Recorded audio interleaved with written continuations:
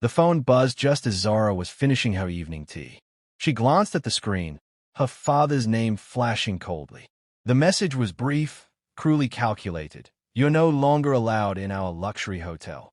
She stared at the words for a moment, not with shock, but with a calm that came from years of detachment. There was a time when a message like that would have crushed her, back when she still wanted to be accepted, when she still longed for her father's approval. But that girl was long gone. This hotel wasn't just any luxury destination. It was a Henderson legacy, built by her grandfather, expanded by her father, and polished by her brothers. It was where Zara had once played in the halls as a child, had her first business ideas, and eventually was told she didn't belong. When she refused to follow the life her father dictated, she was cut off. No inheritance, no home, no contact. Zara's lips curved into a knowing smile. She reached for her phone, not to plead, not to ask questions, but to give an order. Her voice was calm, precise, and held the quiet authority of someone who no longer needed validation. "Security," she said evenly. "Please revoke the Henderson family's VIP access immediately." The voice on the other end hesitated. "All of them?" "Yes, all of them," she replied, eyes locked on the city lights outside her penthouse window. "Make sure their keycards stop working by midnight." She ended the call and sat back, allowing herself a rare moment of satisfaction. Years of being dismissed, undermined, and forgotten had led to this moment. Not out of vengeance, but clarity. The power her family once held over her had evaporated. She no longer needed a seat at their table. She had bought the building.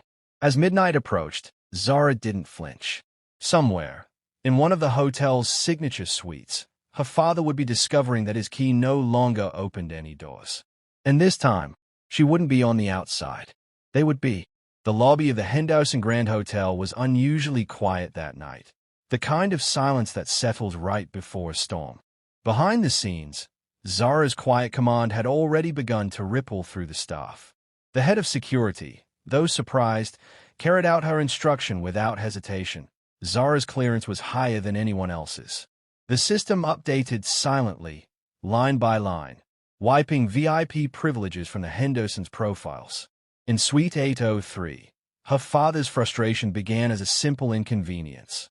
The lights flickered when he tried to activate the room control panel. Then the minibar wouldn't unlock. When he tried to exit and re-enter the room after a phone call, the keycard blinked red. He tried again. Still red. In the hallway, her stepmother had a similar issue, locked out of the spa. Her card rejected at the private elevator. Her two brothers, returning from a night out, found themselves denied access to the executive floor. They stared at each other, confused, then annoyed. "What the hell is going on?" One of them snapped at the concierge, who politely but firmly apologized. "So, I'm terribly sorry. There seems to be a change in the access protocol. We've been instructed not to allow entry without updated credentials." "By who?" Her father barked into the phone moments later, demanding to speak to the general manager. "I believe," the manager replied carefully, "this change came directly from the hotel's new majority owner." Her father paused. "New owner?" "Yes, sir. Miss Zara Henderson." The silence that followed was unlike any before. It wasn't just disbelief. It was the crumbling of entitlement.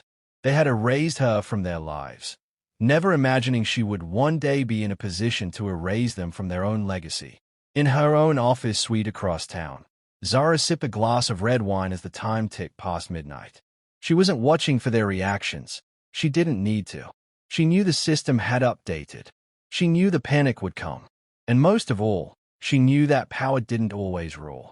Sometimes, it moved in silence, like a keycard that no longer glowed green, a name that no longer opened doors, and a daughter they thought they'd buried beneath their legacy, now writing the rules above it. 5 years earlier, the Henderson ballroom was filled with applause, clinking glasses, and subtle tension. Zara stood near the edge of the stage, wearing a deep crimson gown that her stepmother had insisted was dignified but not too bold. Her father was smiling, tight-lipped, proud, expectant, as he raised his glass and introduced Zara's future husband to a room full of wealthy investors and social elites. The man, Nathan Obiora, was 30 years as senior and twice divorced. He was a powerful real estate tycoon, well-connected, well-funded, and favored by her father. The engagement was never about love. It was about leverage. Merging the Henderson empire with Obiora's holdings would create one of the most dominant property dynasties in West Africa. But Zara had refused. Not in secret. Not quietly. She had walked to the center of that stage and, in front of the crowd, spoken calmly into the mic. "I'm not marrying him. I was not born to be traded." Gasps followed. Then silence. And then her father's fury ignited. The aftermath was swift and cruel. Her father called her ungrateful, disobedient, a disgrace. The family issued a formal press statement citing irreconcilable differences. Her brothers stripped her name from boardrooms and documents. Her accounts were frozen. Her room was emptied. Even the household staff were instructed never to speak of her again. Zara was exiled, not just from the hotel but from the entire family legacy. Her stepmother told people she had run off with a poet. Her father told others she was unstable. The truth was less dramatic but far more dangerous to their version of events. Zara had vanished from the public eye, yes, but not into shame. She took a single suitcase, a few saved contacts, and vanished into the world they'd shielded her from. She worked odd jobs in small lodges, learned hospitality from the ground up, and took night classes in hotel management. She learned how to clean bathrooms, fix plumbing, speak to guests, and track profits. And then, one fateful evening while waiting tables at a private investors' conference, she caught the attention of Mr. Osei, a quiet billionaire with a sharp eye for talent. He offered her mentorship, investment, and anonymity. So while her brothers were attending galas and ribbon cuttings, Zara was building her own portfolio. One hotel at a time, quietly, patiently, and always watching. They believed she had vanished into irrelevance. But in truth, she had been preparing to return in silence and rewrite everything. After her exile, Zara found herself in a modest guest house near the outskirts of Accra, trading labor for lodging. She washed linens, scrubbed tiles, and helped with front desk check-ins. The air conditioning barely worked, and most days ended with sore feet and soaked clothes, but she stayed, soaking in knowledge along with sweat. Unlike her siblings who were handed boardrooms, Zara built her expertise from the floor up. She volunteered to shadow managers, asked chefs about inventory, and read every hotel operations manual she could find at night by candlelight. What she lacked in privilege, she made up for in precision and perseverance. Over time, she took internships in three-star resorts across Ghana and Nigeria. Her dedication didn't go unnoticed.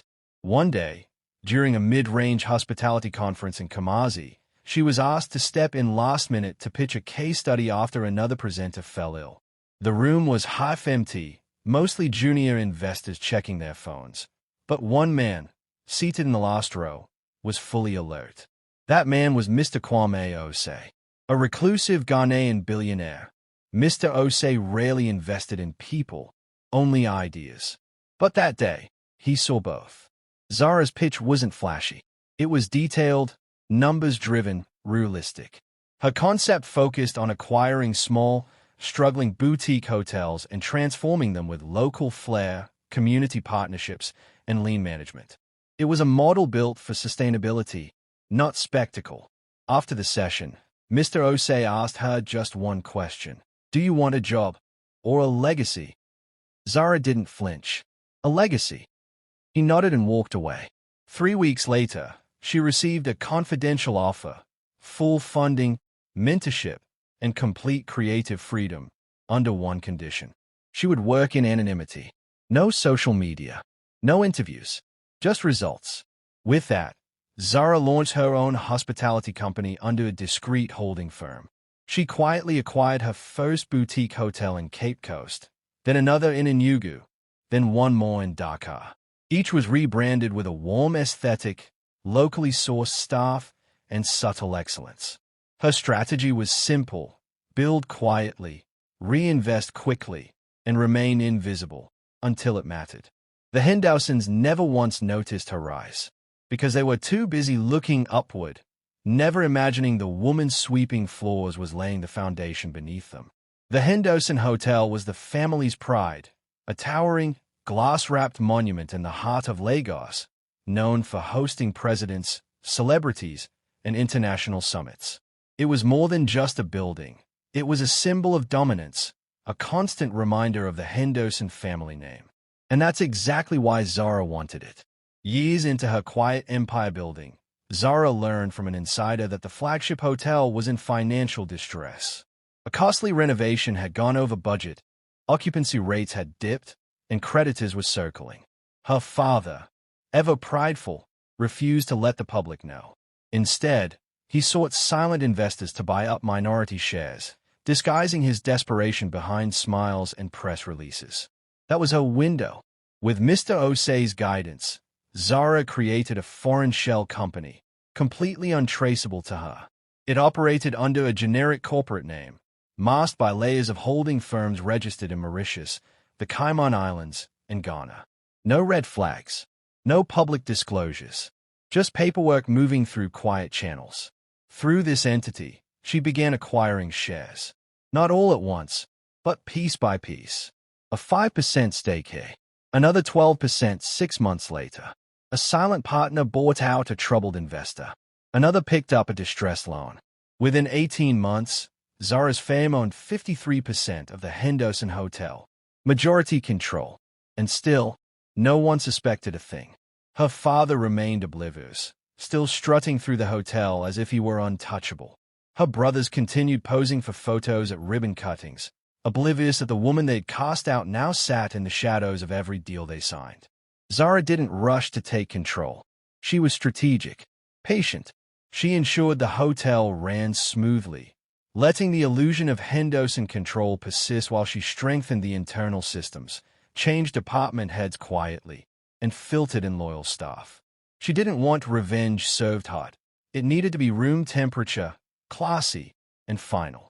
And so she waited until the gala. Waited until the exact moment when the family would be fully present, surrounded by the city's elite, standing in a building they thought they owned. Only then would she reveal herself. Only then would they realize. The girl they had erased from the family picture now owned the frame. The annual Henderson Gala was a tradition wrapped in silk and champagne, red carpet arrivals, glittering chandeliers, and speeches filled with empty promises and polished smiles. It was the family's way of flaunting power, showcasing influence, and cementing their legacy. Every major investor, politician, and socialite on the West African circuit knew the date by heart. And this year's gala was special. It was the 40th anniversary of the Henderson Hotel. The family had spared no expense. A-list performers were booked. Magazines were set to cover the event. Custom-made decor flew in from Dubai. Her father was planning to unveil a commemorative plaque and announce a new chapter for the brand. He had no idea how accurate those words would be. Zara didn't receive an official invitation. Instead, a cousin who still quietly admired her sent a message a week before the event. Just so you know, they're doing the gala at the hotel. You can come if you want, but maybe just stay quiet. Don't cause drama. Zara had chuckled at the irony. They had taken her voice, her name, her place, and still feared the sound of her silence. She replied simply, "Thank you, I'll be there." But she didn't just plan to attend. She had a plan. The week leading up to the gala, she instructed hotel staff, her staff, to prepare everything with perfection. Flowers were placed exactly as her mother once liked them. Lighting cues were adjusted to spotlight key moments. Security protocols were tightened, not to protect the Hendersons, but to ensure Zara's timing would be flawless. She chose her outfit carefully, a regal emerald green gown designed by a young Nigerian designer whose boutique she secretly funded. Around her neck, she wore a gold locket containing a photo of her late mother. The woman who had taught her grace could be louder than pride. When the night arrived, Zara entered through the grand lobby, not sneaking in, not arriving with any entourage, just walking with the quiet confidence of someone who no longer needed to prove anything. As her brothers posed for photographers and her father prepared to give his speech, Zara moved through the crowd with ease. Waiters nodded subtly. Executives smiled knowingly. The hotel pulsed with quiet awareness. She wasn't just a guest. She was the architect of the evening. And while the Hendersons toasted to another year of excellence, the true toast belonged to the woman standing just beyond the spotlight, ready to reclaim everything they once said she'd never earn. The gala was in full swing. Crystal glasses clinking, violins playing a soft Afrobeats remix, cameras flashing as Lagos elite mingled beneath golden chandeliers. Zara entered with quiet power, dressed in a striking custom anchor gown threaded with gold accents. Her presence didn't scream, it commanded. Every step she took whispered that something monumental was about to shift. Heads turned. Whispers began. Some guests recognized her. Others simply felt her energy ripple through the room like a storm held in velvet. Meanwhile, upstairs, confusion erupted. Her father had stepped away to retrieve a speech from their suite, only to find the elevator panel denying his access to the executive floor. His keycard blinked red. He tried again. Red. Call maintenance, he snapped. Minutes later, her stepmother tried the spa entrance. Same result. Her brothers found themselves locked out of the VIP wine cellar where they had stored custom gifts for select guests. What's going on? One of them barked at a bellboy, who nervously gestured to the front desk. Within moments, the entire family gathered at the lobby security desk, irritated and confused. They had been locked out of their own suite, their storage rooms, their private floor, all areas previously linked to their long-standing VIP access. Her father, face darkening with rage, demanded to speak to the hotel manager. The manager, a composed man in a sharp black suit, approached with calm professionalism. Sir, I understand your concern, but the system has recently updated. Access to those areas is now restricted. Restricted to who? He shouted. Do you know who I am?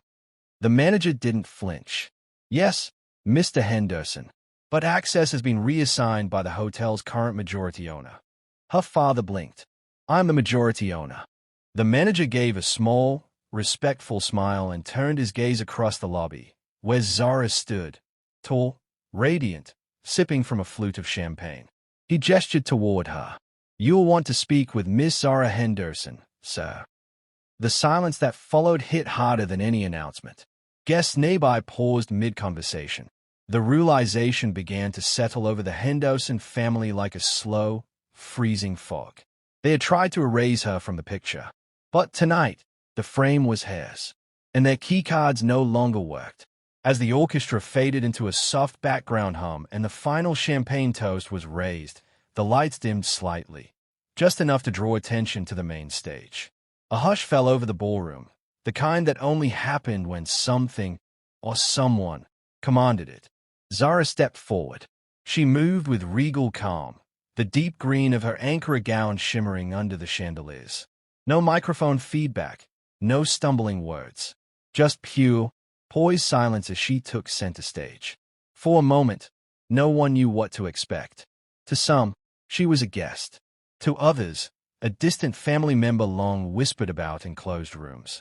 But within seconds, she erased all doubt. Good evening, she began, her voice clear and confident. Thank you all for joining us tonight, for celebrating the years of heritage, the decades of grandeur, and the start of something new. Her father, standing stiffly near the back, frowned. His stepwife gripped his arm. One brother began moving toward the stage, but a subtle glance from hotel security stopped him mid-step. Zara continued. Some of you may know me. Some may not. I am Zara Henderson, and as of the last fiscal quarter, I am also the majority shareholder and new CEO of the Henderson Hotel Group. Gasps cut through the room like glass breaking. Then, silence. No one moved. All eyes darted between her and the stunned family at the back of the room. She didn't falter. I was once told I didn't belong in these halls, that I was unworthy of this legacy, that obedience mattered more than vision. She paused, her gaze sweeping calmly across the crowd. But every legacy built on cruelty will one day be restructured. The room erupted. Applause. Cheers. A few stunned laughs. Even whispers of "she did it" echoed from the side tables. Guests rose to their feet, investors, board members, former staff who remembered her quietly helping behind reception desks years ago. And the Henderson family, frozen, silent, powerless. Her father's face was stone, his pride cracked open under the weight of his own arrogance. For once, there were no rebuttals, no press statements, no control. Zara turned slightly toward them and offered a nod, not of mockery, but of finality. This was no revenge speech. It was an inauguration, and she didn't just reclaim the name. She redefined it. By dawn, the story had left the ballroom and was racing through newsrooms, blogs, and social media feeds like wildfire. Disowned daughter reclaims empire. Henderson Hotel now under new CEO. She was cast out. Now she owns the crown. From exile to executive, Zara Henderson stuns Lagos elite. Reporters who had covered the gala quickly shifted their angles. Photos of Zara in her regal anchor gown flooded the internet. Clips of her speech, especially the line, "Every legacy built on cruelty will one day be restructured," were shared, quoted, and praised as iconic. The Henderson family's PR team scrambled to respond, but the damage was already done. News outlets began digging into the past, Zara's exile, the arranged marriage scandal, the years of silence. What had once been hidden behind polished press releases now lay exposed. Whispers of greed, nepotism, and misogyny stained the family's image. For the first time in decades, the Henderson name wasn't being spoken with admiration. It was being questioned.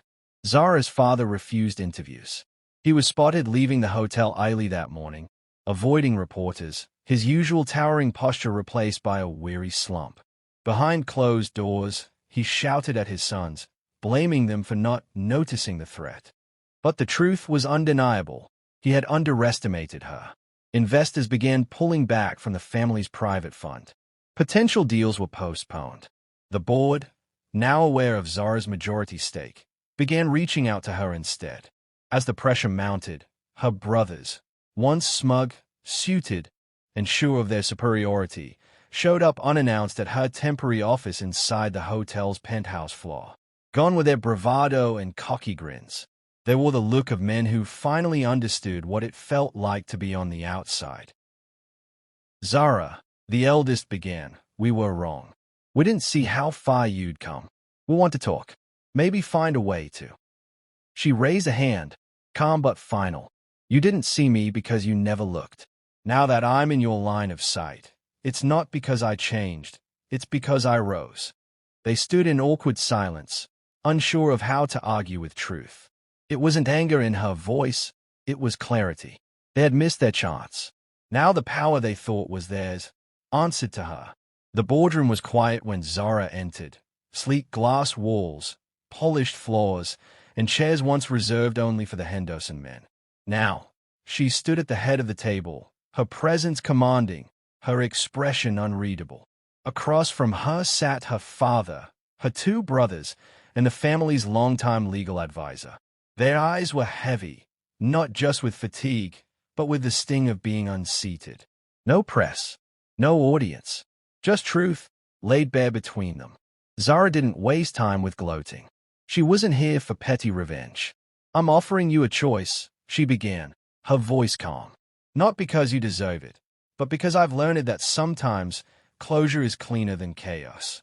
They shifted uncomfortably. Her father said nothing, jaw tight. "You can leave, quietly. We'll issue a joint press statement thanking you for your years of service. You'll keep your dignity, and you'll step away from the company entirely." Her youngest brother scoffed. "Oh." Zara didn't blink. "Oh, you can stay. But under me. No executive titles. No voting power. No corner offices. You'll answer to the same protocols you once forced others to follow." The silence that followed felt heavier than any argument. Her offer wasn't cruel. It was clear. Her father finally spoke, his voice gruff. "You think we'll bow to you?" "No," she replied. "I think you'll walk out with your pride. That's all you have left." The men looked at each other. For a brief second, it seemed one might argue, might beg, might fight. But they didn't, because deep down, they knew the truth. They had burned the bridge. She had built a new one, with no room for them on the path forward. One by one, they stood. No handshakes, no parting words, just bowed heads and silent footsteps. As the door closed behind them, Zara let out a slow breath, not of triumph, but release. The people who once tried to define her worth had walked away powerless, not because she forced them, but because they couldn't bear to exist in a world they no longer controlled. She sat alone for a moment in the chair her father once claimed with arrogance. Now, it was hers, and the room had never felt quieter or more right. In the weeks that followed, the transformation was swift, but not loud. Zara didn't announce sweeping changes with dramatic fanfare. She allowed the walls to breathe again, the halls to reflect the soul they'd been missing for decades. The hotel no longer bore the Henderson name. The new sign, revealed in a quiet sunrise ceremony, read, "The Zara GRINNED." Elegant, timeless, and rooted in pride. A name once discarded now engraved in gold above the entrance doors. Inside, things changed where it mattered most. The staff, many of whom had worked silently under the thumb of her father and brothers, were finally seen. Those who were once overlooked, insulted, or underpaid were promoted. The head housekeeper who had hidden Zara's shoes when she was kicked out was now director of guest experience. The receptionist who once slipped her water after her exile was now front office manager. Zara walked the floors regularly, not as a distant executive, but as a present leader. She listened. She asked questions. She remembered names. And in the heart of the lobby, beneath a hand-carved wooden mural of African queens, stood a small plaque. The Amora Scholarship Fund, in honor of the woman whose strength lives in every corner of this place. Amora was her mother, a gentle but firm woman who had never been fully accepted by the Henderson elite. Amora had taught Zara kindness, vision, and the quiet strength of endurance. Her name had been erased from the family's memory. Zara restored it with honor. Applications poured in from girls across Africa. The scholarship promised full tuition, travel, and mentorship for young women pursuing careers in hospitality and business. Soon, the hotel became more than a luxury destination. It became a symbol. Guests arrived not just to sleep in its suites, but to walk its story, an exile's return, a daughter's rise, a legacy redefined. Influencers, journalists, even former critics now praised the Zara GRINNED as a beacon of empowerment. One guest, an elderly woman from Senegal, stood in the lobby, tears in her eyes, and whispered to her granddaughter, "Look, child, that is what it means to turn pain into power." And above it all, Zara watched, not for applause, but for purpose. Her empire wasn't built on vengeance. It was built on vision.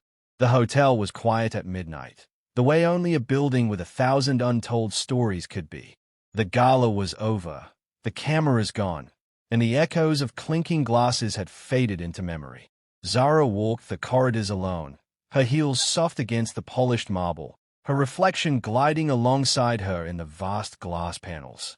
She paused at the top floor, outside what was once the Henderson family's most exclusive suite.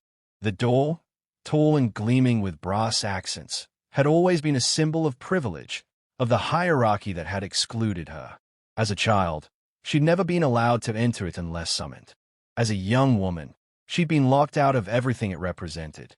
Now, it stood silent before her, the suite's access light blinking amber, the card reader slightly chipped from years of overuse. In her hand, Zara held the last Henderson keycard, an unmarked piece of plastic that had once unlocked everything. It was a relic now, stripped of all authority, much like the family who once wielded it as a weapon of control. She traced its edges with her thumb, her mind drifting back to the girl she used to be, the one who stood on the other side of this very door, knocking, waiting for a voice to let her in. She remembered the sting of rejection, the way they had treated her like an outsider in her own home. That girl was gone. Zara inhaled deeply, her chest rising with quiet resolve. She crouched slightly, opened the steel trash bin near the wall, and let the keycard slip through her fingers. It landed with a muted thud against the hollow metal, swallowed without ceremony. She straightened, her posture as regal as the woman she had become. No celebration followed. No applause. Just silence, the kind that spoke louder than any crowd. She took one last look at the sweets door, not with bitterness, but with acceptance. Some doors were never meant to stay open forever. As she walked away, her gown flowing behind her like a trail of triumph, the thought echoed in her mind like a closing chapter. Some doors are meant to close, especially when you now hold all the keys.